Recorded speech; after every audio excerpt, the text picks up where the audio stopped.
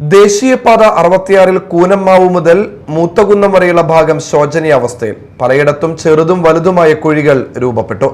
മഴ കനത്തതോടെ സ്ഥിതി അതിരൂക്ഷമായിരിക്കുകയാണ്. ഇരുചക്രവാഹനങ്ങളടക്കം അപകടത്തിൽപ്പെടുന്ന സ്ഥിതിയാണുള്ളത്. വെള്ളക്കെട്ട് മൂലം പലയിടത്തും കുഴികൾ വാഹനമോടിക്കുന്നവർക്ക് തിരിച്ചറിയാനാവാത്തത് അപകട സാധ്യത വർദ്ധിപ്പിക്കുന്നു.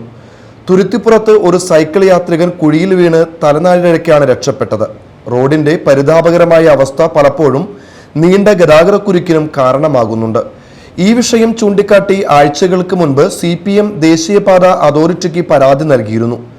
ദേശീയപാത authority Kochi project implementation unit project ഡയറക്ടറുമായി സംസാരിച്ചും സ്ഥിതിഗതികൾ ധരിപ്പിച്ചിട്ടുണ്ട്.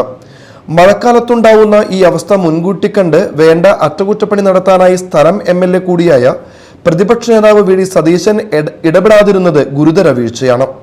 ദേശീയപാത അതോറിറ്റിയിൽ സമ്മർദ്ദം ചെലുത്തി അടിയന്തര അറ്റകുറ്റപ്പണി നടത്താനുള്ള നടപടികൾ പ്രതിപക്ഷ നേതാവ് VD സതീശൻ സ്വീകരിക്കണമെന്ന് CPM area secretary TV Nithin ആവശ്യപ്പെട്ടു. News time, Paravur.